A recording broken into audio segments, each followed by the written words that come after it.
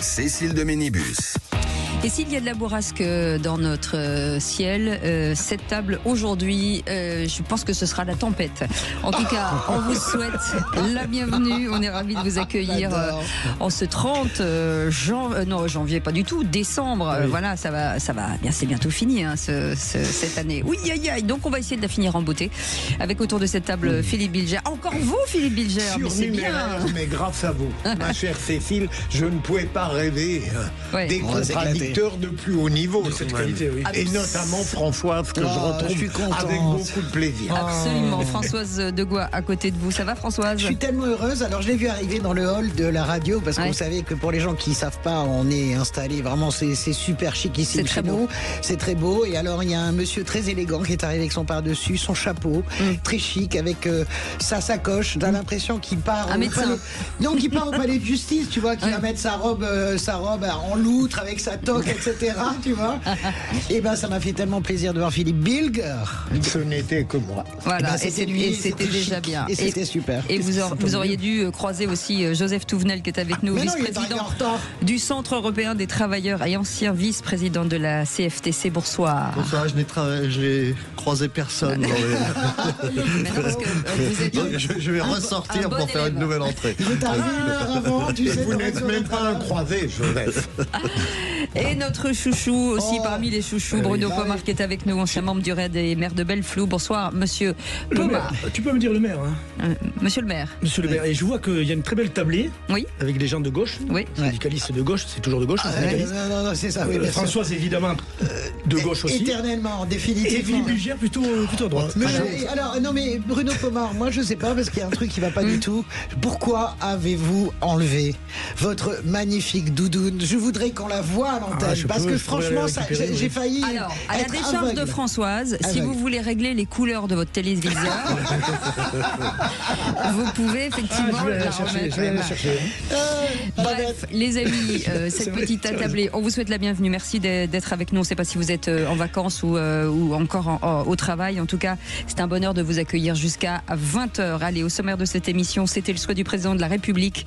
Un hommage national à Brigitte Bardot. Sa famille a dit non et cette idée avait divisé à droite. On le réclamait, pétition à l'appui, et à gauche, c'était non en raison des propos jugés racistes et homophobes. Alors cette question, faut-il un hommage national à Brigitte Bardot? Pour l'instant, vous dites oui à 68%, donc c'est assez divisé.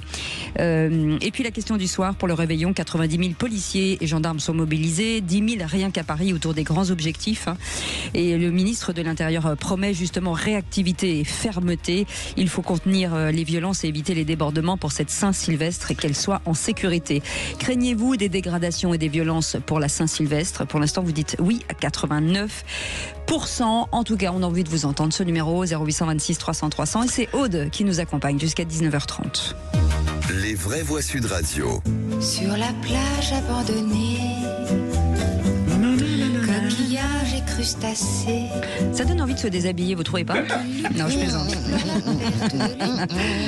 Il vous reste pas grand-chose, monsieur Pomar. Bref, ce numéro de téléphone 0826 300 300, c'est Émilie qui est avec nous, qui nous appelle de Chalon-sur-Saône. Bonsoir Émilie. Bienvenue. Bonsoir à toute l'équipe. Bienvenue sur Sud Radio. Émilie, quel est votre avis sur cet hommage qui aurait pu être rendu à Brigitte Bardot, pardon. Bardot. J'allais dire marteau, pas du tout. Pour Brigitte Bardot, son hommage, pour moi, à mon sens, il est clairement pas justifié. Pour moi, un hommage national, c'est réservé à des personnalités dont l'action a marqué la nation de manière exemplaire, on est d'accord? Oui. Alors, oui, Brigitte Bardot, elle a été une figure majeure du cinéma, ça, il n'y a rien à redire. Elle a été engagée pour la cause animale. Ça, je pense que, pareil, on ne peut pas lui enlever. Mais elle laisse quand même derrière elle des prises de position très controversées et parfois condamnées par la justice. Et ça, on ne peut pas l'oublier. Bougez pas, Émilie. Julien est avec nous, 0826 300 300 d'Évreux. Bonsoir Julien, bienvenue tout le monde, sur merci. Sud Radio. Votre avis sur cet hommage national qui aurait pu être le cas, en tout cas, mais sa famille a dit non pour l'instant, mais vous en pensez quoi? Au contraire, moi je pense que ça aurait été une bonne chose. C'était de mon point de vue une grande femme. Elle a toujours dit ce qu'elle pensait, fait ce qu'elle disait. Et puis après voilà, c'est vrai qu'on parle d'icône cinématographique. On n'a pas forcément tous eu l'âge de grandir avec les films de Brigitte Bardot, mais au-delà de ça, elle a quand même tout donné pour son association pour la défense des animaux. Et moi je pense qu'un hommage digne de ce nom devrait lui être rendu. Ouais. Oui, Françoise, vous êtes plutôt partagée. Hein. Écoutez, mon cœur balance entre Brigitte et Bardot. Comment vous dire, mon cœur balance. Pareil pour Bonaparte. On aime Bonaparte au Pont d'Arcole et j'aime beaucoup moins un empereur qui s'est fait couronner. Et j'ai le même problème en fait. Avec Brigitte Bardot, c'est-à-dire que toute la partie de cette femme actrice qui assume sa liberté, qui incarne la liberté absolue, parce qu'on réalise pas ce qu'a apporté Brigitte Bardot, le phénomène planétaire qu'elle a été, cette femme qui a la liberté de renoncer à tout, la célébrité, etc., à 38 ans, pour dire, moi je m'occupe des animaux et des bébés phoques.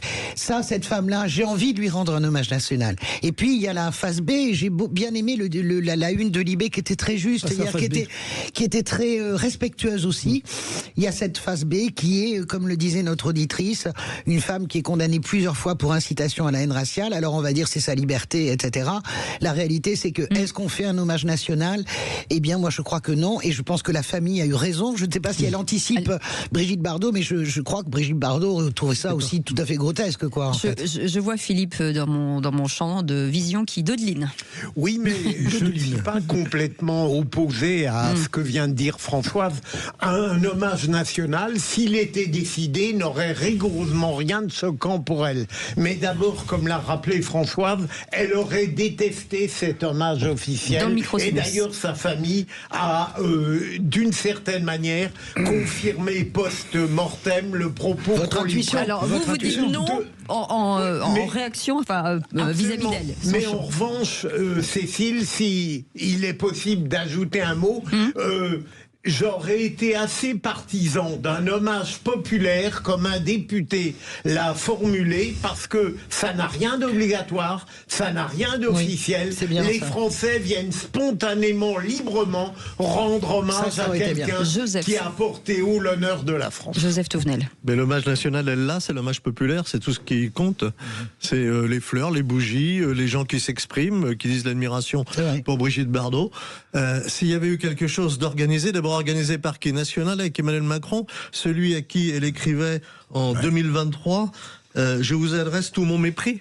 Vous imaginez un peu C'est vrai que vu comme ça. Et puis dans les années 2023, ça démontre la liberté de la personne. Et puis dans les années 60, ça a été la femme de la liberté par le corps.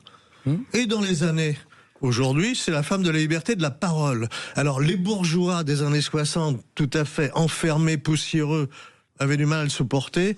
Nos bobos bourgeois d'aujourd'hui ont du mal à supporter aussi sa liberté de parole, parce que les procès qu'elle a pu avoir, je demande dans 30 ans qu'on revienne dessus et on verra ce qu'il en sera.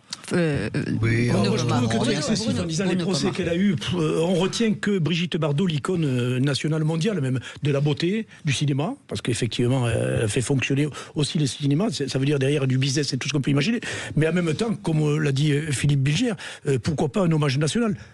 En même temps, il faut se mettre à la place de la famille qui a dit très sincèrement qu'elle n'en voulait pas. Comme un Johnny Hallyday, on a fait un hommage national où il y a eu des millions de... Ouais, populaire, voilà. Vous imaginez, rentre ici, Brigitte. Oui, non, mais je suis pas d'accord, Joseph. Il y a eu un hommage national qui était absolument sublime pour Jean-Paul Belmondo, aux Invalides. Non, c'était une honte. Jean-Paul Belmondo, il n'avait rien à faire aux Invalides. C'est les militaires aux Invalides. Jean-Paul Belmondo, on aurait dû le faire sur une scène de théâtre.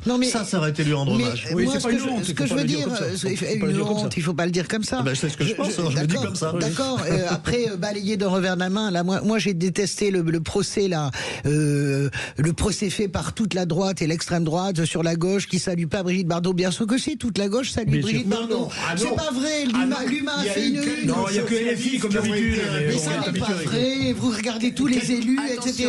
Vous regardez tous les élus. Et par ailleurs, il est normal de parler des zones d'ombre de Brigitte Bardot. même le Figaro l'a fait. Donc, mais pas tout de suite. Mais si, mais immédiatement, dès le lendemain. Vous lisez le Figaro du lendemain de la mort de Brigitte Bardot, il y a toute sa vie. Mais un peu de respect. Mais quel respect. S'il vous plaît, on va garder Émilie et Julien. S'il vous plaît. Émilie, Julien, vous restez avec nous, on fait une petite pause. Et je tiens à m'excuser auprès des auditeurs. J'avais annoncé une bourrasque, en fait c'est un typhon, cette émission. Allez, à tout de suite. Sud Radio. Parlons vrai. Parlons vrai. Sud Radio. Parlons vrai. Les vraies voix Sud Radio. 18h-20h, Cécile de Ménibus.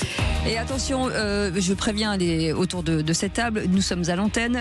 Voilà, soyez... On est en train de s'engueuler sur les bobos, mais on a le droit de le dire. Ça n'arrête pas. On voit finalement que, bon voilà, on est proche de cette fin d'année. Philippe Bilger est avec nous, Joseph Touvenel, vice-président du Centre européen des travailleurs et ancien vice-président de la CFTC, Bruno Pomar, ancien membre du REV. Il n'y a que des anciens ici. Maire de Belleville. C'est pas bon. Françoise Degois, toujours éditorialiste. Oui, toujours, et encore pour quelques années. On est content. Est-ce que vous avez enfin maté la pelure de Bruno Pomar? Oui, mais vous foutez de ma gueule, mais elle est jolie, non? On en parlera tout à l'heure, puisqu'on était sur cette question du jour. Faut-il rendre hommage national à Brigitte Bardot? Alors sa famille a dit non, donc voilà, c'est réglé, mais quand même c'était intéressant. Et Émilie, vous nous disiez il y a quelques instants qu'effectivement les propos qu'elle a tenus et qui pour vous visiblement sembleraient être choquants, fait que c'est impossible. Bien sûr.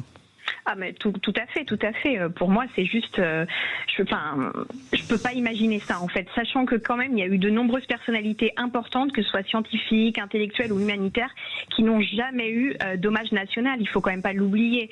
Donc avec cette erreur commise, pour moi, c'est pas possible. Et de toute façon, un hommage national sur un artiste, vous trouvez ça potentiellement, vous n'êtes pas contre dans l'absolu? Ah non, je ne suis pas contre, non, parce qu'après, à côté de ça, elle a quand même un beau parcours, hein, elle a défendu de belles causes, ça on peut pas l'enlever. Mais non, pour le coup, s'il n'y avait pas eu ces erreurs commises, je dis pourquoi pas. Ouais. Mais là, non, pour moi, ça ternit le tableau, quoi, beaucoup trop. Julien, vous n'avez pas changé de camp, vous, c'est toujours oui?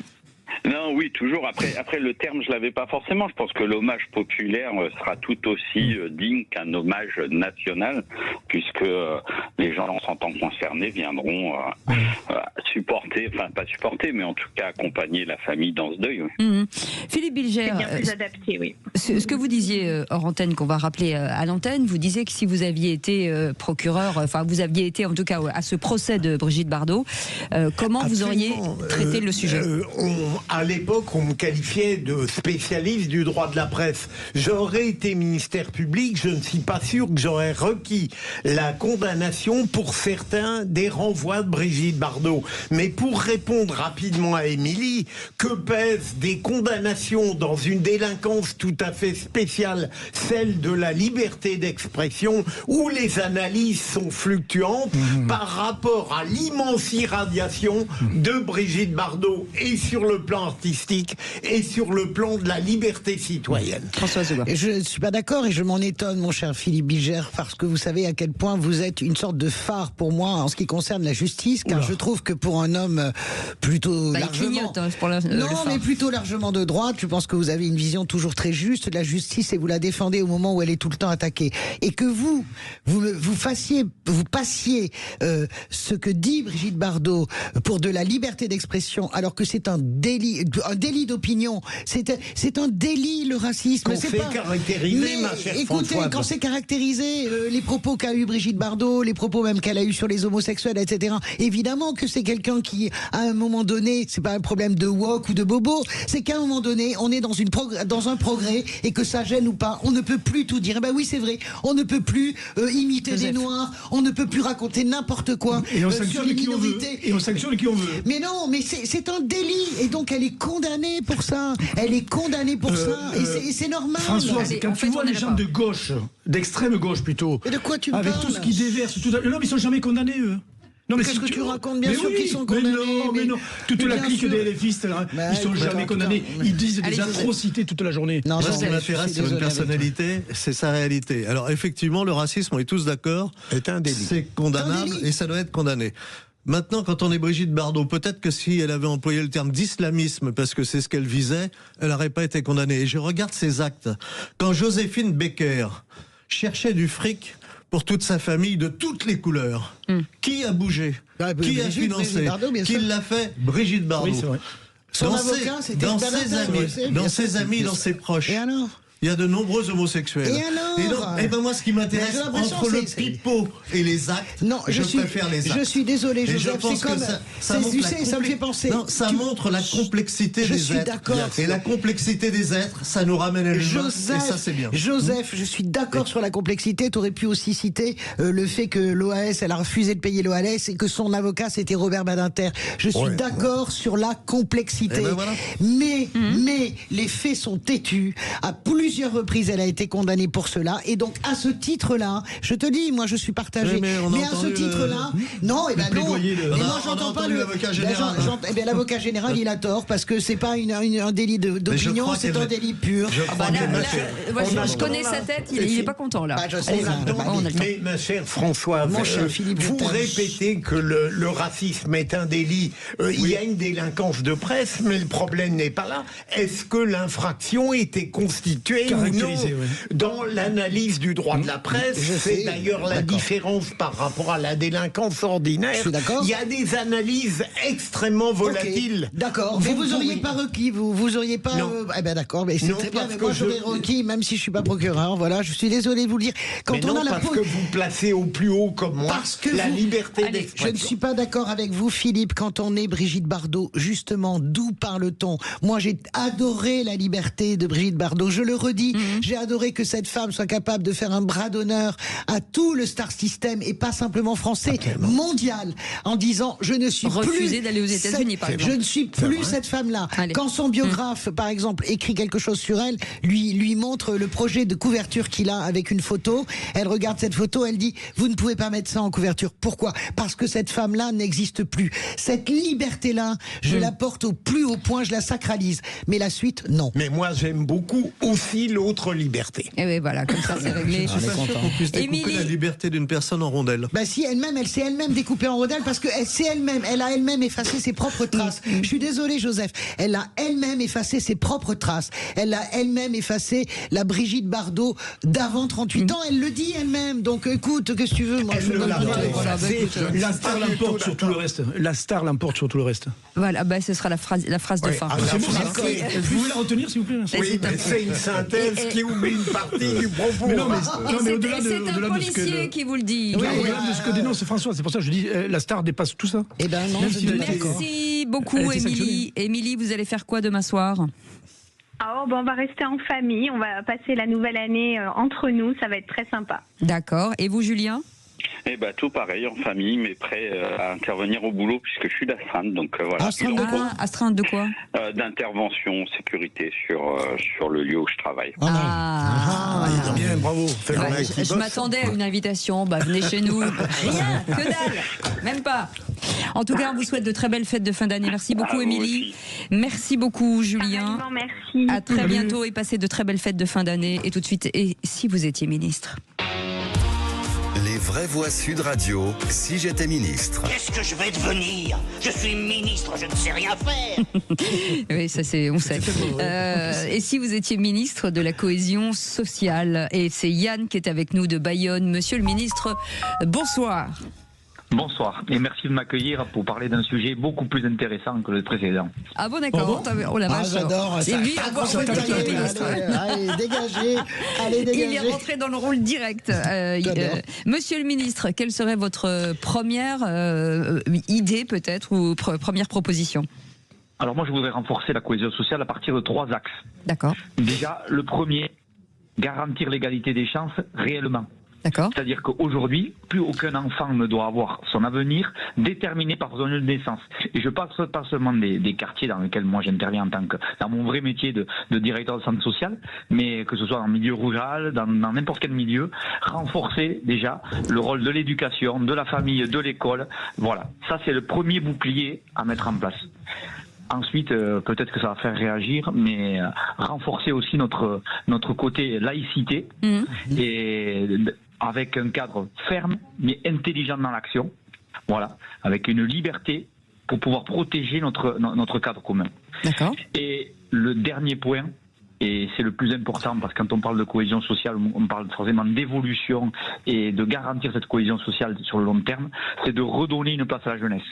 Je participe souvent à des rencontres où je me demande souvent pourquoi on parle des jeunes à la place des jeunes. Je fais souvent des réunions où on est 30, 40 et on dit... il faut faire ça pour les jeunes c'est comme ça, les jeunes c'est comme ci, les jeunes c'est comme ça. Par contre, quand vous regardez autour de vous, la moyenne d'âge de la Réunion, elle est de 38 ou 45 ans, entre 38 et 45 ans. Et pour ce ne sont moi, pas les jeunes qui décident, c'est ça. Voilà, la cohésion sociale, ça part par ces trois choses-là, et bien sûr le respect des règles et du cadre. Alors, je vais faire parler le maire de Belleflou, parce que lui, il encadre des jeunes justement depuis des années. Est-ce que c'est un bon ministre de la cohésion sociale? Oui, mais malheureusement, c'est des thèmes bateaux, excusez-moi de le dire. Hein. C'est tout à fait les thèmes bateaux qu'on soutient tous. Moi, ça fait 35 ans que je fais l'associatif avec Red Aventure. Il y a 500 policiers qui travaillent sur mon dispositif avec des éducateurs. Ce travail-là. Ce que j'ai retenu, par contre, sur l'égalité des chances, c'est intéressant, c'est sur la ruralité. S'occuper un peu plus des jeunes rurales, oui. Et je vais vous le dire avec beaucoup de détachement, parce que je travaille depuis tellement longtemps dans tous les quartiers. C'est que on nous bassine beaucoup. Je suis un peu dur dans mes termes avec les jeunes des quartiers, mais dans le rural, je peux vous assurer que ça souffre sérieusement. Donc il faut s'occuper de tous les jeunes. Effectivement, la jeunesse est notre avenir, donc à nous tous de s'y mettre. Mais c'est pas quelque chose de simple. Et je pense que les gouvernants, quand on regarde bien les budgets, tout ce qui est attribué à l'Agence de cohésion de territoire, au CIPDR, en fait, tous les dispositifs sont ridicules par rapport à ce qu'on a à faire pour la jeunesse. Et ça, c'est un vrai problème. Je pense qu'un jour, ou peut-être trop tard, les politiques, retiendront quelque chose et mettront en face les moyens nécessaires. On va faire parler Joseph. Ils peuvent pas. Joseph. Non, je sais bien, malheureusement. Un petit mot, Joseph. Mais la cohésion sociale, ça passe par le fait qu'on vit une aventure commune. Et aujourd'hui, qui apprend aux jeunes qu'on vit une aventure commune et que la France doit être une aventure commune? Et ça passe alors par des mouvements. L'ancien scout que je suis vous dira le scoutisme. Oui, t'as raison. Ça prenait des gens de tout horizon dans une aventure commune. C'était quoi ton surnom? En donnant des responsabilités aux jeunes. C'était quoi ton surnom? Louis Guizet. Je ne le dis pas, ceux qui ne sont pas... non, c'est pas marrant. C'est ceux qui ont été totémisés. Je sais bien. Rocard m'avait dit, c'était le castor. C'était une bonne. Monsieur le ministre. Mais je veux dire, il y a deux. Il y a le nom d'un animal et il y a le surnom. Mon surnom, c'est Rigolote. Oh, Rigolote. Dis donc, c'est mignon. Allez, comme à l'extrême gauche, merci. comme chez Lamberto, il y a des surnoms. Les amis, merci beaucoup Yann. Merci beaucoup d'avoir joué le jeu. Trop sympa. On vous souhaite de très belles fêtes de fin d'année. Et merci Monsieur le ministre. À bientôt. Au revoir. Dans un instant, les amis, seul contre tous, Philippe Bilger va affronter les trois autres avec finalement avec ce sujet. Le RN a changé. Et Françoise, à votre tour, vous allez vous challenger vos trois compagnons. Et c'est avec une truc qui va faire se hérisser les cheveux de Pomard, qui n'en a plus. Oui, mais quand même, à l'intérieur. La gauche est de retour. Allez, à tout de suite. Réfléchissez bien. Sud Radio, ici on ne coupe pas la parole. Cécile de Minibus. Et elle n'est pas toute seule, Madame de Minibus. Vous l'avez entendu, c'est assez fou là. Ah oui, c'est. Moi, j'ai mon réalisateur. Il a la tête comme un chaudron. Depuis que Philippe Bilger est là, depuis que Joseph Touvenel est là, depuis que Bruno Pomar est là, depuis que Françoise de Gaulle est là. Ça fait du monde. Et en plus, ils ont des trucs à dire. J'arrive pas à voir Bruno Pomar, il est camouflé. C'est pour pas que Françoise de Gaulle me. Non, mais alors, quels animaux ont été tués pour cette pelure? Parce que là, il y a toutes ça va pas faire plaisir à Sandrine Rousseau. Alors, il y a du chameau, ce que tu disais tout à l'heure. Du chameau. Il y a du castor. Du castor, c'est ça. Du lapin. D'accord. Du flamant rose aussi. Elle est énorme. Vous nous troublez avec ces... Oui, mais par contre, elle est écolo complètement. Ah oui, très bien. Par rapport au truc chinois que vous portez tous, là. D'accord, et vous l'avez payé cher, bien sûr. Ah oui, mais c'est alors, bien entendu, aucun animal n'a été blessé. Oui, bien sûr. Tout est faux, bien entendu. Mais ça n'empêche pas que ce soit moche quand même. Allez, tout de suite, seul contre tous. Les vraies voix Sud Radio. Seul contre tous. Seule contre tous, Françoise Degois, avec cette grande affirmation.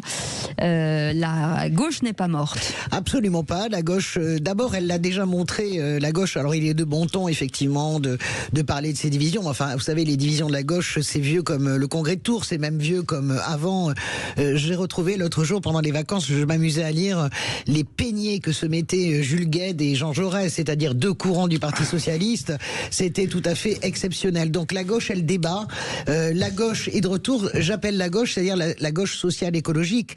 C'est-à-dire que ce budget est en train de montrer, en réalité, derrière le budget, que le bloc, d'une certaine manière, socialiste, de la social-démocratie, est en train totalement de prendre le dessus sur l'extrême gauche de Jean-Luc Mélenchon. Alors moi, je ne cesse de le dire parce que je le vois et je le vis depuis des mois, et notamment depuis les législatives. Tout le monde m'explique non, mais moi, je vois bien, je sens bien la poussée. Vous allez voir la poussée au municipal, et ça sera une poussée, en plus de ça, qui fera gagner la gauche socialiste, écologiste contre la France insoumise, puisque les partis partent séparément, et je vois bien ce bloc qui existe. Il l'a démontré, je vous rappelle que tout le monde ricanait, n'empêche que la gauche arrive en tête le soir des législatives en 2024. Aujourd'hui, c'est parce que le Parti socialiste décide de négocier qu'on négocie un budget. Donc voilà, je vous explique, je vous l'annonce clairement, et j'en suis très heureuse.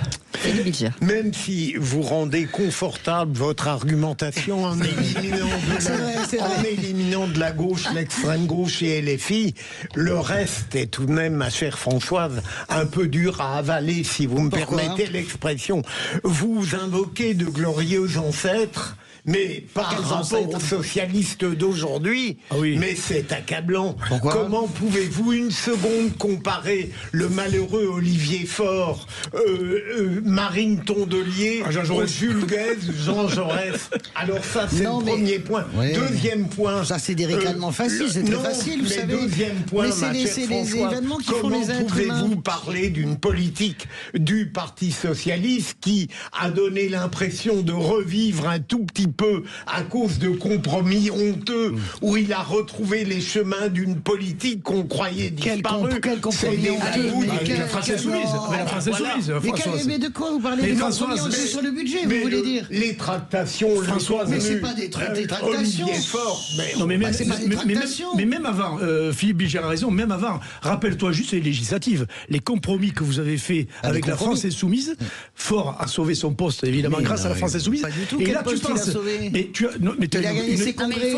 une assurance formidable, c'est bien, et tant mieux, parce que tu as des convictions, je le sais bien, mais comment tu penses un seul moment que la gauche normale de Faure, Glucksmann, je ne sais pas où il est. Il est plutôt dans la gauche de Faure. Est-ce que tu penses un seul instant que vous n'allez pas faire des accords avec la France insoumise sur le municipal? J'en suis absolument certaine. Il y aura Alors, je vais répondre. Et ensuite, non seulement il n'y a pas d'accord, je ne sais pas si tu vois comment tu peux faire des accords avec des gens qui t'insultent toute la journée. Je pense à Chiki ou à Paris. Non. On en a vu tellement, François, c'est pas toi que je vais apprendre ça. Arrête avec on en a vu. Ça, c'est le premier point. Deuxième point, je rappelle simplement que ne vous fiez pas aux sondages, parce que les sondages ne sondent jamais le candidat unique vers PS-PC. Il est déjà à 17%. Donc, moi, je vous le dis, soyez on en reparlera. La bonne nouvelle dans les souhaits de Françoise, c'est si réellement LFI recule par rapport à d'autres. Après, moi, les notions de gauche et de droite, j'aimerais me les définir quand, à quel moment. Est-ce que l'anticommunisme c'est de gauche, c'est de droite? Bon, les communistes n'existent plus. Donc à un moment donné, on pouvait se dire les gens de droite sont anticommunistes et pas les autres. Moi j'ai été primaire anticommuniste. Aujourd'hui, par exemple, la gauche en Europe. Si je prends ce qui se passe dans le nord de l'Europe, les sociodémocrates sur l'immigration, c'est le programme du Front National. Non, il y a un pays. Il y a un pays. Allez voir la gauche en Italie, c'est pas ça. Et d'ailleurs, elle est en train de gagner les élections. C'est pas encore le nord de l'Europe, hein. Non, mais vous parlez d'un seul pays. J'ai dit le nord de l'Europe. Non, c'est pas le nord de l'Europe. Les sociodémocrates au Danemark, en Norvège, etc. 30 secondes. Bon. Et puis, par exemple, c'est quoi la gauche? C'est ceux qui nous obligent à aller dans les grandes surfaces le dimanche? Parce que c'est eux qui ont ouvert les grandes surfaces le dimanche. C'est-à-dire c'est eux qui ont tiré un coup. Tu parles d'un argument, mais n'importe quoi. Il y a plein de gens de droite qui sont d'accord. C'est un argument de civilisation. Est-ce qu'on a besoin d'un temps collectif pour faire autre chose que produire et consommer? Bien sûr. Pour la vie familiale, personnelle, associative et spirituelle. Si t'es plus de gauche pour ça, alors... Eh bien, je pense que ça, c'est un vrai marqueur civilisationnel. C'est terminé. Et la gauche, à un moment donné, s'est battue pour que les ouvriers se tendent et la gauche reste en c'est le syndicaliste qui le dit en plus. C'est fini. Philippe Bilger, c'est à vous. Pardon, à moi. Alors, le Rassemblement national a évidemment changé. Le premier point, c'est que Marine Le Pen a complètement liquidé les délires historiques de son père, au point d'ailleurs, pendant quelque temps, d'être brouillée, ce qui n'est pas si simple, avec quelqu'un pour lequel elle avait tout de même une grande estime intellectuelle. Deuxième élément, c'est que le Rassemblement national, de tout l'aveu de tous les gens de bonne foi, qu'ils soient de droite ou de gauche, a fait le ménage au sein de son propre parti et a une pratique parlementaire dont la gauche aurait dû s'inspirer sur le plan de la tenue et de l'allure. Et dernier élément, c'est fondamental, entre Jordan Bardella et Marine Le Pen, il y a évidemment des différences entre le populisme de l'une et la volonté d'être davantage une droite de gouvernement de l'autre. Mais quoi qu'on pense, c'est un projet politique qui ne mérite absolument pas l'opprobre ni l'indignation éthique. Simplement, pour quelle raison dit-on que le Rassemblement national n'a pas changé? C'est tout simplement qu'il est plus confortable de l'attaquer par la prétendue morale que par l'argumentation politique. Allez-y. Alors moi, il y a quelques éléments quand même sur lesquels je suis d'accord avec Philippe, parce que je suis d'extrême droite, pas du tout, parce qu'ils apportent sûrement du renouveau, parce qu'après tout, on a tout essayé, ce que je dis à chaque fois. Le seul truc qui me gêne, c'est la jeunesse de Jordan Bardella. Tout ça. Ah oui, et là, ça me gêne beaucoup plus. Qu'il était parfait. Après, m'opposer totalement à ce que dit Philippe Bilger, je sais que mes deux petits camarades vont bondir dans quelques instants. Mais non, il est d'accord, tout venait. On ne sait pas. C'est sûr, c'est évident. Ah bon. Donc voilà, est-ce qu'ils vont nous amener quelque chose de nouveau en matière de sécurité, etc. On attend de voir. Je me dis, moi, Bruno, obéissant à Cécile, le RN a changé. C'est tout ce que je dis. Joseph, Pourquoi il a changé? Parce que d'abord, les dirigeants ont changé. Et dans tout mouvement, les dirigeants, ça influe, ça pèse, ça fait. La structuration, d'abord, c'était des minoritaires, ils sont en passe d'être majoritaires, c'est le premier, ce sont les premiers à l'Assemblée nationale, le premier groupe. Donc ça aussi, ça fait des changements. Et puis des changements de structure, il y en aurait plusieurs dans les gens, les adhérents, etc. À l'origine, c'était très anticommuniste. Et on trouvait beaucoup de militants qui étaient issus des pays de l'Est, des familles qui avaient fui. Il y avait des Roumains, des Polonais, des Russes blancs, etc. Aujourd'hui, avec les positions du Front National, vous avez deux groupes qui arrivent, qui n'existaient pas avant, beaucoup de juifs qui viennent au Rassemblement national. Et ça, c'est un changement historique qui influe. Beaucoup d'homosexuels aussi. C'est faux. Pas plus. Non, mais je peux. Enfin, je vais c'est faux. C'est absolument faux. C'est vrai. Les statistiques sont. J'ai pas dit qu'ils étaient majoritaires, j'ai dit beaucoup. C'est pas les statistiques. Il n'y a pas plus de juifs qui votent pour le RN aujourd'hui. Sérieusement. Je n'ai pas parlé de vote, j'ai parlé de militants. Non, mais il y a plus de militants juifs au Rassemblement national encartés. Mais je répète parce que Françoise Delgoise, à force d'être sur le service public, vous entendez plus la réalité de ce qu'on dit. Pourquoi vous parlez du service public là? C'est quoi votre problème, Joseph? Pourquoi vous parlez? Pourquoi? C'est la malhonnêteté intellectuelle. Non, mais pourquoi vous parlez du service public? Depuis combien de temps je n'ai pas été sur le service public? Quand je dis parce que vous raisonnez comme le service public. Mais pas du tout. C'est votre caricature débile. Vous n'écoutez pas les autres. Mais je vous écoute complètement, je vous réponds. Françoise, non, je vous réponds. Donnez-moi des chiffres. Vous ne répondez pas à ce que j'ai dit. Donnez-moi des chiffres. Je viens de dire hier.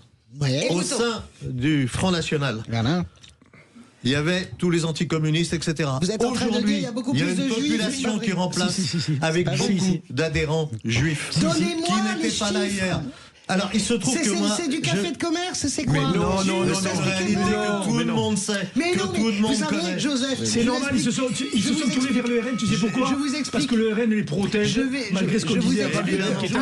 On n'entend plus rien, donc ça n'a aucun intérêt. François, c'est de mauvaise foi. Mais non, je vous explique. Cette phrase, vous le savez très bien, est une phrase qui n'a rien à voir dans un débat aujourd'hui. Vous avancez cela, toute la communauté juive, y compris le patron du consistoire, me dit que ça, par exemple, c'est faux.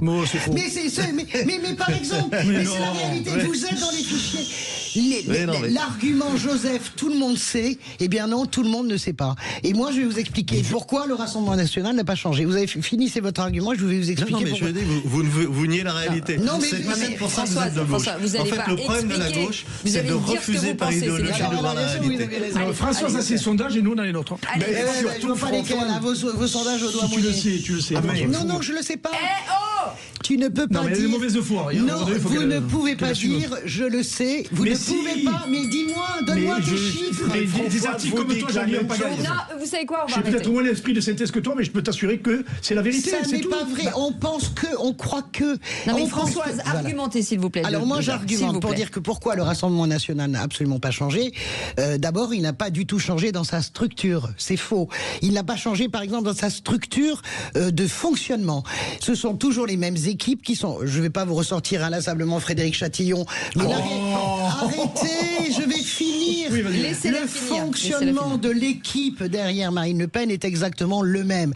Je rejoins Philippe Bilger quand il dit que Marine Le Pen a mis au panier les oripeaux de son père, antisémites, etc. Mais la réalité, c'est que toute la petite entreprise familiale, quand on travaille sérieusement sur le Rassemblement national, toute l'entreprise familiale est toujours la même, avec toujours les deux mêmes donneurs d'ordre. Je continue parce que là, ils en ont eu beaucoup.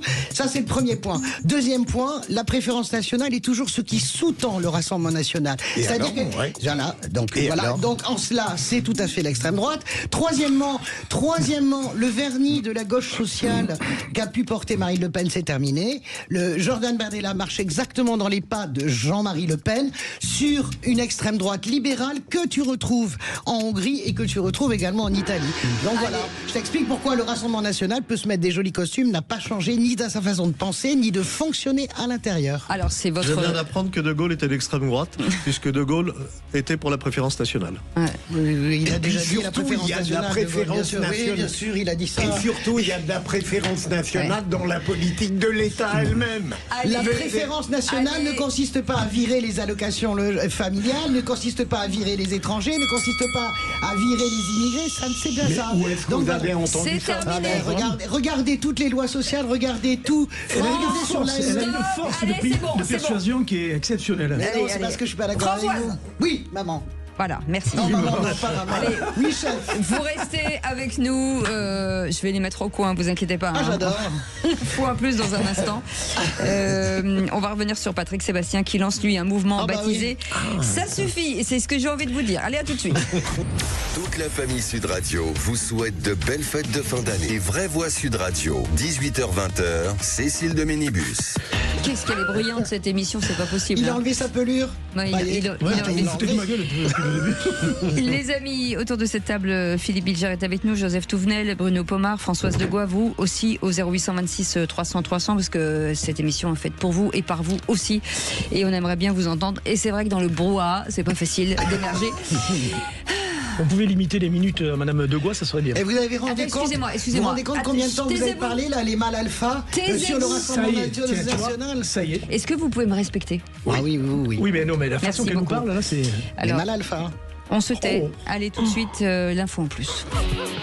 Les Vraies Voix Sud Radio.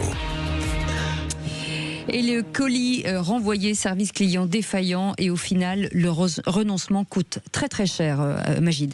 Absolument, Cécile, on y a tous déjà été confrontés. Un colis qui n'arrive pas, un remboursement qui traîne, parfois un service client impossible à joindre et au final, on lâche l'affaire. Et les chiffres sont étonnants. Un Français sur 2 renonce à se faire rembourser un colis et plus on est jeune et puis plus on y renonce. 60% des moins de 25 ans abandonnent, contre 40% chez les plus de 50 ans. Des chiffres issus d'une étude menée par Ipsos pour Tercea. Et les raisons du renoncement sont diverses. On y retrouve les formulaires à remplir en ligne, l'attente au téléphone trop longue, ou bien même un service client défaillant. Mais c'est pas tout, Cécile. Renoncer peut coûter très cher. Préparez-vous, selon l'UFC Que Choisir, ce sont 15 à 20 milliards d'euros par an qui sont perdus parce que les consommateurs abandonnent leur démarche. En bref, la passivité est un luxe qu'on ne peut plus s'offrir à l'aube de 2026. Et pour en parler, nous sommes avec Lionel Modès, directeur de la stratégie chez Tercea, une entreprise spécialisée spécialisée dans les outils de support client. Bonsoir et bienvenue sur Sud Radio. Bienvenue, merci d'avoir accepté notre invitation. Alors on a envie de comprendre pourquoi ce sont les plus jeunes qui renoncent finalement, alors qu'ils sont plus habitués à gérer les plateformes, qui renoncent au dernier moment. Alors effectivement, c'est assez drôle parce que lorsqu'on a fait cette étude Ipsos, effectivement, on s'est rendu compte qu'il y avait un vrai paradoxe parce qu'on s'attendait à des chiffres un peu différents. Parce que normalement, on imagine que les jeunes qui sont nés avec le smartphone en main, qui sont ultra connectés, seraient plus à l'aise pour générer ces démarches digitales et de retour et de remboursement, et qu'à l'inverse, les seniors qu'on imagine moins à l'aise avec le digital aurait plus tendance à abandonner face à un formulaire en ligne ou un chatbot. Et en fait, on voit que c'est complètement l'inverse. Et en fait, ce que ça révèle, je pense, c'est que en fait, c'est pas une question de compétences digitales réellement, c'est plus une question d'attente. Les jeunes n'ont pas du tout les mêmes attentes que les personnes un peu plus âgées. Nous, on a positionné les seniors entre 60 et 75 ans, je précise quand même. Et en fait, les jeunes, effectivement, attendent de l'immédiateté. Ils sont habitués à avoir une expérience hyper fluide, puisqu'ils utilisent Amazon, Netflix, Uber, et en 2-3 clics, ils vont commander un taxi, ils vont commander un colis, ils vont regarder une série, et ils ne tolèrent pas du tout les parcours complexes. Ils arbitrent aussi leur temps un peu différemment. Parce qu'ils se disent est-ce que le temps que je vais y passer vaut vraiment le coup, et puis ils ont une relation émotionnelle, ils ont plus une relation émotionnelle que de principe, parce que contrairement aux seniors, ils sont moins dans la vie de droit et ils sont plus dans celle du confort. Ils vont éviter la frustration, l'énervement, la perte d'énergie mentale, des choses comme ça. Lionel Moldes, vous êtes directeur de la stratégie de Tercea, donc c'est une entreprise spécialisée dans les outils de support client.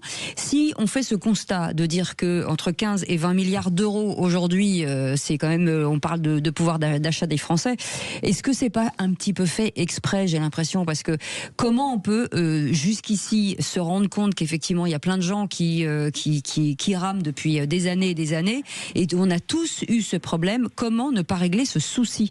D'abord, ça éviterait les énervements, et puis en plus ça permettrait à chacun de faire des économies. Pourquoi ça n'est pas le cas? Alors, ça n'est pas le cas, ça l'est de plus en plus, parce que je dirais, toutes les marques se sont rendues compte qu'en définitive, ça faisait partie des irritants les plus forts. Et aujourd'hui, nous, tout ce qu'on met en place, on met en place justement pour l'efficacité de nos clients. Et donc l'idée, justement, c'est d'être en capacité de rendre le retour aussi simple que l'achat, en définitive, puisqu'on est capable finalement d'acheter quelque chose en 2-3 clics, et on doit être capable aussi de pouvoir le retourner en 2-3 clics. On voit bien que des sociétés comme Amazon ont parfaitement compris cela. Ah bah ça, pour le coup, oui. Voilà. Et c'est d'ailleurs, lorsqu'ils sont introduits en France, c'était un peu leur... ça a été pour eux ils ont connu une forte croissance grâce à cela. Ils sont tellement opérationnels qu'ils se sont fait avoir aussi beaucoup de fois. Hein. C'est le revers de la médaille aussi. C'est le revers de la médaille. Amazon. Vous trouvez, Cécile? Oui, je trouve. Moi, je suis fan d'Amazon. Quand il y a un problème, ils renvoient le. Mais c'est ce que je dis. C'est ce que je dis. En fait, ils sont tellement rapides à renvoyer un colis qu'ils sont propices à la fraude aussi. C'est-à-dire il y a un paquet de gens qui disent qu'ils n'ont pas reçu le colis alors qu'ils l'ont reçu. Je pense que mais ils discutent pas. Mais sur la qualité du service, c'est extraordinaire. Moi, je suis passionné par vos explications, notamment sur l'idée de la jeunesse, et je trouve ça assez génial, c'est-à-dire qu'il a besoin de fluidité et qui veut pas perdre finalement trop de temps psychiquement en réalité dans ce genre de choses. Moi, je trouve que ça correspond bien à ce qu'est la jeunesse et ça me gêne pas du tout. En fait, je trouve ça. Un dernier mot peut-être, Lionel Moldes. Oui. Oui. Ah oui, un dernier mot. Alors, oui, en fait, ce qu'on pourrait dire en complément, c'est que aussi, ce qui est important, c'est d'avoir les canaux. Dans quels canaux on va pouvoir communiquer avec nos marques. Et donc, l'idée, c'est de pouvoir offrir différents canaux et pas seulement un seul. Et parce que souvent, l'abandon arrive quand il n'y a qu'un seul canal et que ce canal est imposé. Et donc, il faut être en capacité de proposer du digital, du self-care pour aller plus vite, par exemple, pour les jeunes. Du chat pour être assuré, lorsqu'on a besoin, de l'humain quand ça bloque. Et vous voyez, c'est un ensemble. C'est pas uniquement un seul canal avec une seule solution. Eh ben, je vous adore, Lionel Moldes. Sachez, le directeur de la stratégie chez Tercea, une entreprise spécialisée dans les outils de support client. Si grâce à Lionel Moldes, à partir de lundi, on a une fluidité dans le service client, moi je vous épouse. Je vous le dis direct. Allez, merci beaucoup. Je ne suis pas sûr que que la perte, ça soit 15 à 20 milliards. Ouais. Parce qu'une partie se reporte sur le commerce de proximité et ça, c'est une bonne nouvelle. Mais surtout, n'y allez pas le dimanche dans les commerces de proximité parce que c'est le jour du Seigneur. Non, ça, c'est pas vrai parce que depuis le Moyen-Âge, on avait un équilibre qui a détruit la gauche. Mais qu'est-ce qui depuis le Moyen-Âge, on avait les commerces de proximité. C'est la gauche qui a tout détruit. Et tu sais, c'est le vase de Soissons. C'est nous qui l'avons cassé. Ah non, mais les gens de gauche, c'est terrible. De l'argent avec Thomas Binet. Merci beaucoup. Trade République, la banque pour mieux dépenser, épargner et investir présente. Sud Radio, les incontournables de l'argent. Les vraies voix Sud Radio, 18h-20h, Cécile de Ménibus. Et entouré de Philippe Bilger qui est avec nous. Ça va mon Philippe ? Très bien. Bon, François, ça va ? Ça va super bien mon ami. Bruno Pomar, ça va ? Oh, dès qu'il y a Françoise de gauche, je suis aux anges. Joseph Touvenel. Ça va toujours bien. Très bien. Allez, soyez les bienvenus. 0826 300 300. On est ensemble avec cette folle aventure jusqu'à 19h30. Et tout de suite, le petit débat avec Patrick Sébastien qui lance un mouvement baptisé Ça suffit, avec l'ambition de peser sur les présidentielles de 2027. Pas un parti, dit-il, pas une candidature, mais une volonté affichée, portée par la voix de la France qui se dit oubliée. Donc cette question du jour, Patrick Sébastien relance ce mouvement. Est-ce le rôle d'un artiste ? Vous dites oui à 51%. Joseph Touvenel, on parlait de Brigitte Bardot tout à l'heure, de son engagement parfois politique. Est-ce finalement un Patrick Sébastien ou autre, on a envie de l'entendre sur des questions politiques ? Un artiste, c'est pas sa priorité, mais un artiste, c'est aussi un citoyen. Donc si certains veulent s'engager, encore faut-il qu'ils le fassent avec intelligence et conviction. Et là, ce que j'apprécie, c'est le village gaulois avec Patrick Sébastien. Patrick Sébastien veut lancer son truc, Alexandre Jardin, il fait les gueux, chacun fait son truc dans son coin. C'est vrai. Est-ce que c'est très efficace ? J'en suis pas sûr. Après tout, c'est son espace de liberté. C'est mieux que de faire que signer des pétitions sans rien faire d'autre. Oui, c'est vrai. Patrick Sébastien, alors c'est marrant parce que ce que tu me dis, je l'ai croisé il n'y a pas longtemps chez Cyril Hanouna et on a discuté, on doit déjeuner ensemble. Parce que je trouve que c'est. non, mais tout ça pour vous dire, c'est pas pour me le péter. Non, mais je ne le dis pas pour me le péter, je le dis simplement parce que je trouve que son idée est intéressante, parce que c'est un mec du terroir, j'aime bien ces mecs comme ça. Bon, après, les gens peuvent le prendre pour un bof, certains le prennent pour un bof. Moi, je trouve que c'est un mec formidable et qui mobilise des millions de gens derrière et j'en fais partie. Et je trouve que c'est un mec qui nous fait rire et c'est essentiel. Mais je crois que c'est important que ces gens-là s'engagent. Mais attention, ne pas déraper. On a eu le cas avec mon très cher ami Jean-Marie Bigard, avec les Twin Towers, les tours américaines où il avait déconné. Il faut qu'il reste sur une ligne bien claire, sociale. Ou comme la LAN, par exemple. On va écouter Patrick Sébastien. On écoute. Non, écoute pas. Je voulais vous dire tout d'abord que je ne me présente à aucune élection. Moi, je ne veux pas me présenter, je veux vous représenter. Et surtout, je ne veux pas vous inviter à voter pour moi, je veux vous aider à voter pour vous. Françoise.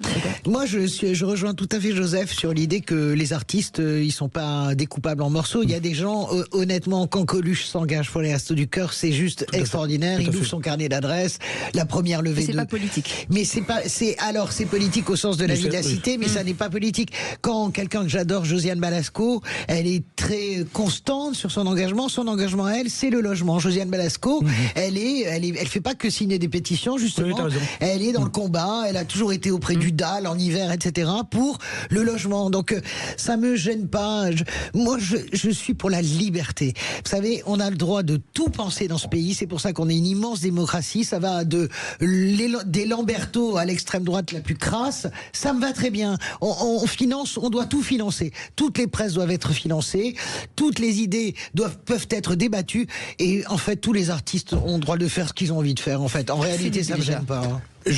Moi j'aime bien Patrick Sébastien et d'ailleurs dans toute sa carrière il a fait le grand cirque là à la télé, mais c'est un homme qui sait écrire, qui sait réfléchir. Alors on peut n'être pas d'accord avec ses pulsions ou ses idées, mais donc il n'est pas complètement étranger à ce qu'il dit. Et deuxième élément, j'aime bien la manière dont il appréhende, est-ce que ça va durer, la politique, en disant je ne veux pas m'insérer, créer un parti, mais permettre aux gens de parler et de réfléchir ensemble. Si ça va au bout, c'est une très bonne idée. Françoise Descraques. Je voudrais dire que ça s'inscrit quand même dans un mouvement qu'on voit depuis 2-3 mois, parce qu'on travaille beaucoup là-dessus. Il y a vraiment une éclipse du politique. Vraiment, c'est profond. Le fait que Patrick Sébastien émerge et que on puisse l'entendre, ça dit beaucoup de choses. Regardez bien tous les sondages qui sortent. Tous les politiques sont en train de sortir du film, sauf probablement Bardella et Jordan Bardella et Marine Le Pen, parce que les gens se disent, après tout, on les a pas essayés. Mais ils sont pas flambards dans tous les sondages d'opinion de cette fin d'année. Ils sont très hauts, mais ils baissent. Tout le monde baisse. On sort du film parce que il y a une lassitude des Français par rapport aux politiques qui n'arrivent pas à trouver de solution. Et je vous assure, vous regardez quand même, c'est assez passionnant de voir dans le top 50 des personnalités préférées des Français.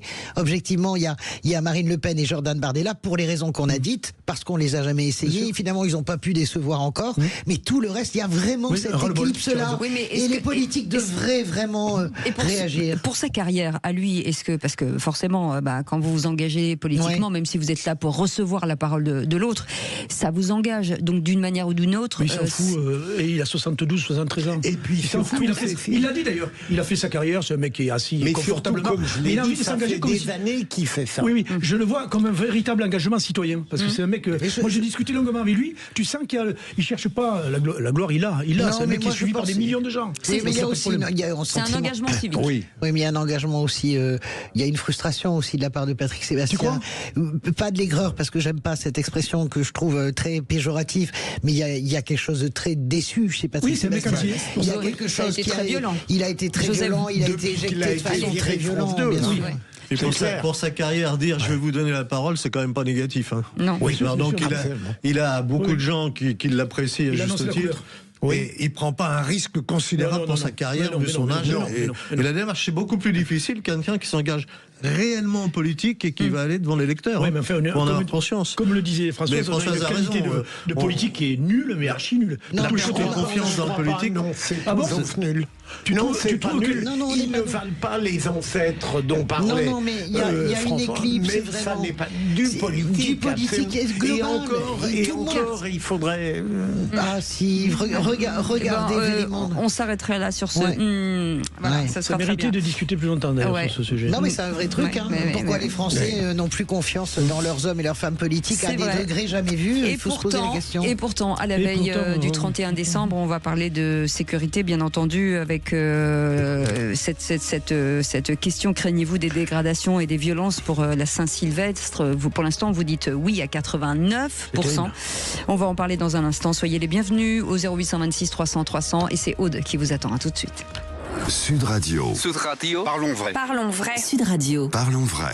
Et je suis très heureuse en tout cas d'être accompagnée par Françoise Degois, par Bruno Pomar qui est avec nous, ancien membre du RAID et maire de Belleflou, avec Joseph Touvenel aussi, le vice-président du Centre européen des travailleurs et ancien vice-président de la CFTC, Philippe Bilger aussi, c'est une sacrée équipe.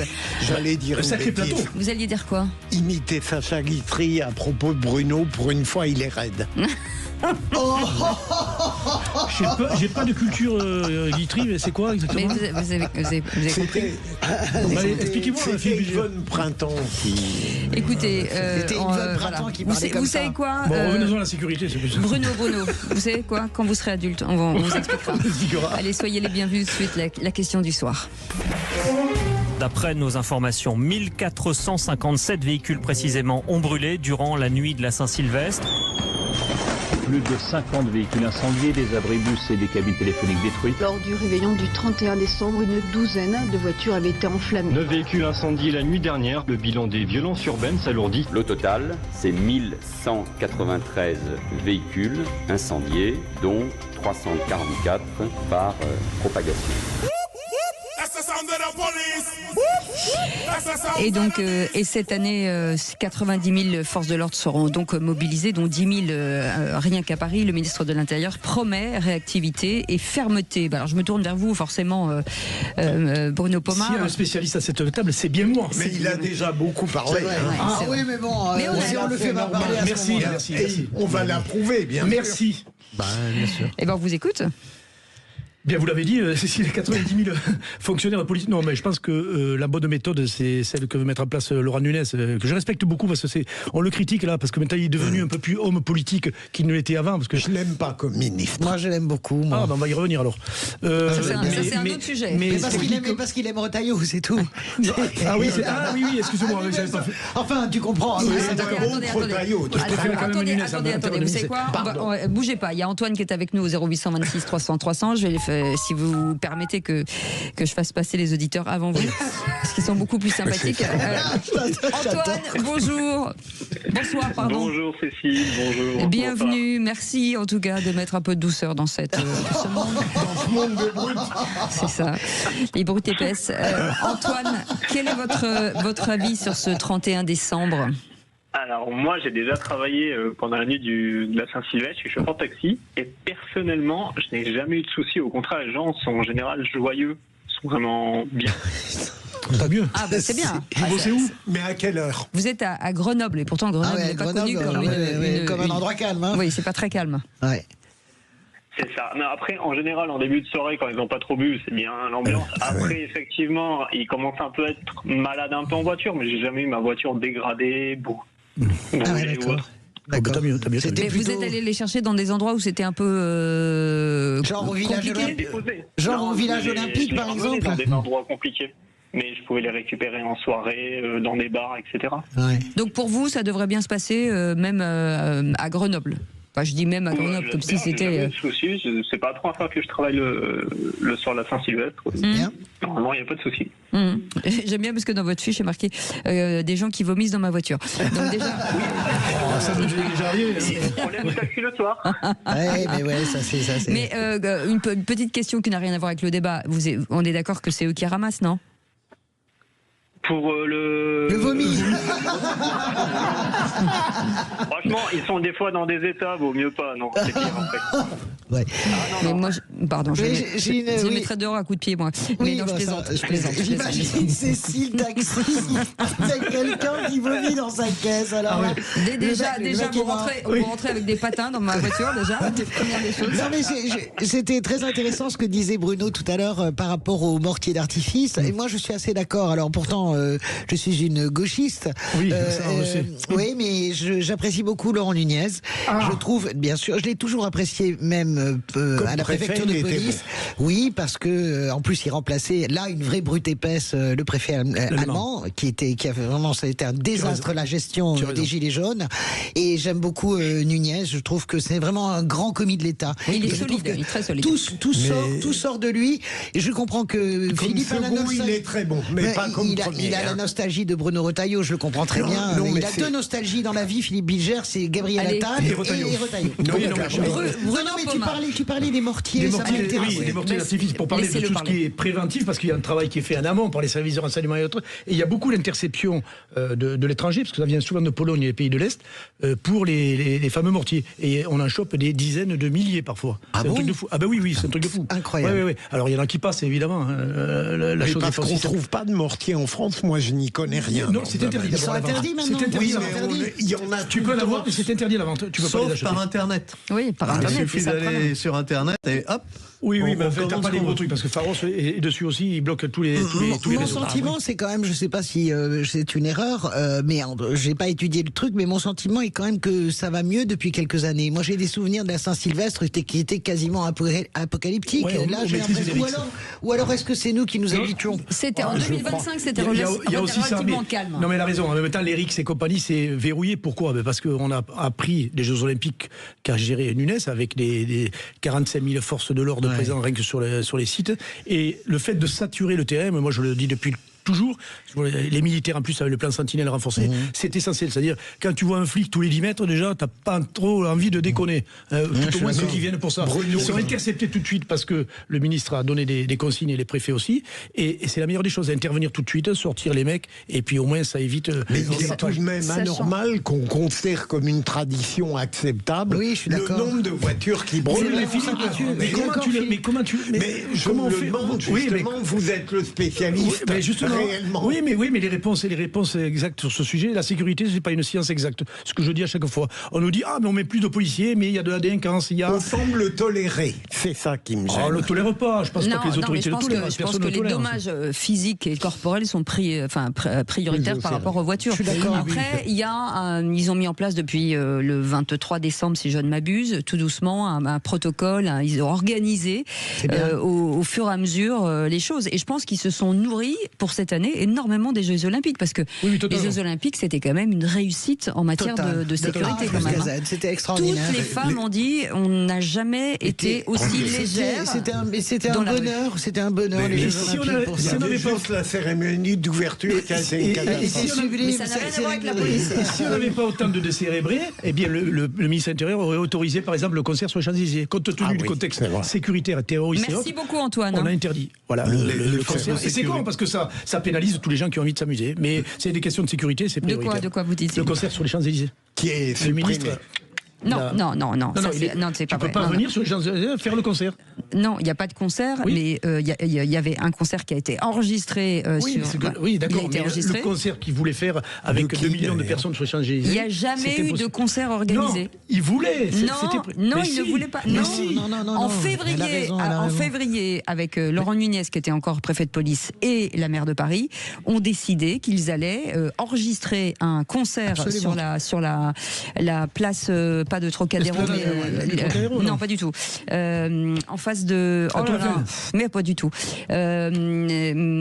L'ambassade des États-Unis. Oui, bien sûr, la Concorde. La Concorde, voilà, sur la place de la Concorde. Ils ont enregistré. Ils voulaient le diffuser sur les Champs-Élysées. Mais ils ont eu peur que les gens pensent que c'était un véritable concert et qu'ils soient venus en masse. Donc, pour éviter des attroupements qui n'étaient pas nécessaires, ils ont décidé de ne pas le diffuser sur les Champs-Élysées, de le diffuser à la télévision. Voilà, c'est tout. Et donc il y a eu un amalgame d'informations qui était faux. Et avec Cécile, c'est une pelote qu'il faut absolument bien détirer, et c'est surtout pris en accord complet aussi avec la maire de Paris. C'est pas un espèce de truc parce que j'entendais tout le monde hurler ça y est, à la censure. Non, à un moment donné, il faut la sagesse. Quand on voit comment se termine toute manifestation sur les Champs-Élysées, et écoutez, tant que les gens sont pas raisonnables. Mais Françoise, en même temps, c'est la faillite de l'État, ça. Mais quelle faillite de l'État? Mais qu'on ne soit plus capable de laisser venir des manifestations normales, festives, parce qu'on n'est pas capable d'en réguler le déroulement, c'est tout de même dramatique. Philippe, depuis les Gilets jaunes, c'est comme ça. Les Gilets jaunes ont ouvert quelque chose. Je veux dire, il y a une rupture qui se fait. Il y a peut-être un problème de justice, Philippe Bilger. C'est pas qu'un problème de justice. Dans toutes les cérémonies, dans toutes les fêtes, on est certain qu'il y aura désordre et violence. C'est tout de même pas la justice. C'est pas qu'en France en plus. Je ne justifie rien. Mais ça n'est pas. C'est pas un débat entre vous deux. Parce que la société a évolué. On en discutait avec Joseph tout à l'heure hors circuit. On parle de l'éducation. Il y a tout un tas de choses qui se sont perdues dans la société depuis 10 ans. On parle de l'éducation. C'est ça la base de tout. Après le reste, quand la police doit intervenir, c'est trop tard.